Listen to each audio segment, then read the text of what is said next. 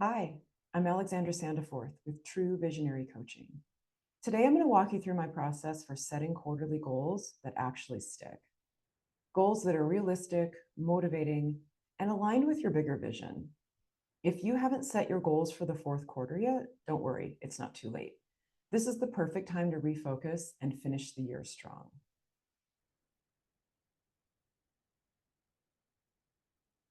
The topics I will cover today are why quarterly goals work, reconnect your vision, choosing priority goals, define what success looks like, break it down, build in accountability, celebrate and adjust, and then also ready to make your goals happen.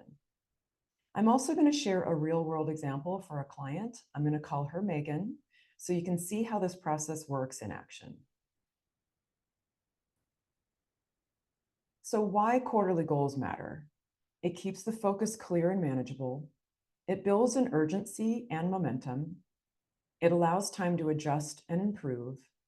And the goal, of course, is a 90-day focus period. Most people set annual goals in January, but by spring, they've forgotten. Big goals can feel really overwhelming and unachievable.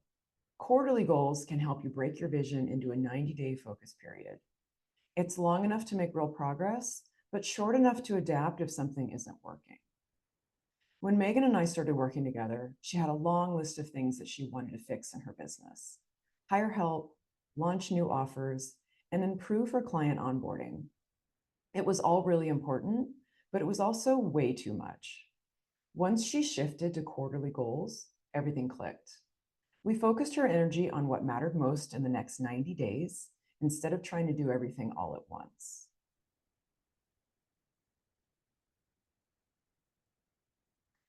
The first step is to reconnect with your vision. You have to ask yourself, where do I want to be by year's end?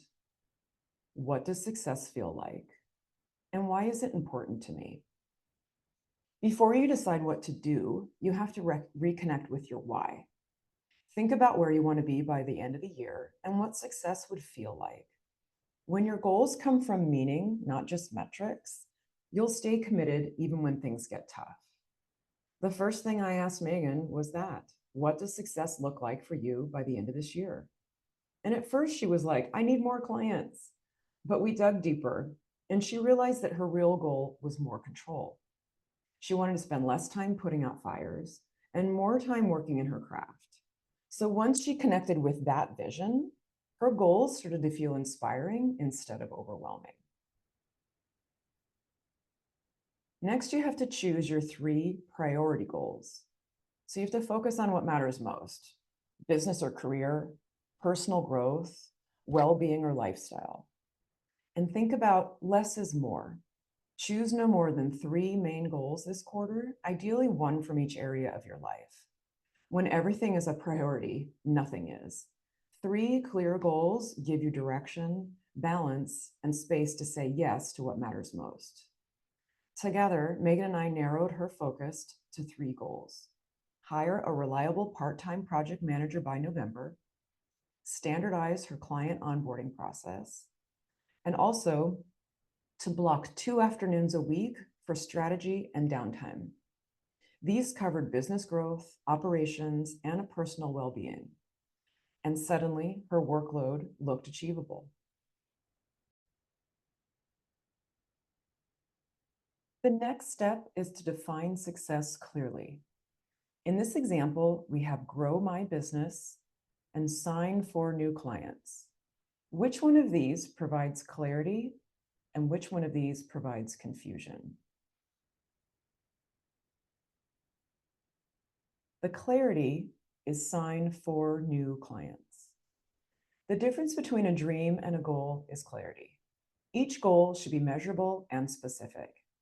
Ask yourself, how will I know when I've achieved this? If you can't answer that question, refine it until you can. For Megan, we turned her goals into clear, trackable statements. Instead of hire help, it became hire and train a project manager by November 15 with clear roles documented. Can you see the difference? Instead of saying improve onboarding, it became Launch a standardized client onboarding checklist by December 1st. Once her goals were measurable, she could see progress week by week. Next, you want to break it down by quarter, and then monthly, and then weekly, and then daily actions.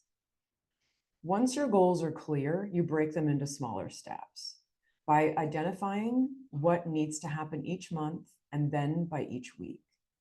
With Megan, we mapped out her quarter into a simple plan. In October, she wrote the job description and began interviews. In November, she onboarded her new hire. In December, she finalized her onboarding process. When you chunk goals into weekly actions, they stop feeling so big and progress becomes visible. Next, you need to build in accountability. Review progress weekly, track wins and lessons, share goals with a coach or peer. Accountability turns intention into progress. Set aside time each week to check in on your goals. What's moving forward and what's stuck? Megan committed to weekly check-ins with me. We reviewed what she accomplished, what needed adjusting, and what she could delegate. This brought her the accountability she needed to succeed. Just knowing that someone expected her to update each week made a huge difference, and she stopped letting busy work take over her priorities. Celebrate and adjust. Progress is not perfection. At the end of the quarter, take a moment to celebrate. Even small wins deserve recognition. Then reflect on what worked well, what didn't, and what you'll do differently next time. Growth comes from reflection just as much as from action. By the end of the quarter, Megan had hired her project manager, streamlined client onboarding, and felt calmer about her workload. Revenue stayed steady, but her stress dropped dramatically. She said to me, "For the first time, I feel like I'm leading my business instead of chasing it." That's the power of quarterly goals: clarity, focus, and progress you can actually feel. If you would like help mapping out your quarterly goals, I'd love to work with you. At True Visionary Coaching, I help business owners and professionals gain clarity, stay focused, and build accountability systems that deliver real results. You can learn more or schedule a consultation at truevisionarycoaching.com. And before you go, take a minute to think about this. What's one goal you would love to feel proud of achieving by the end of the year? Thank you so much for your time.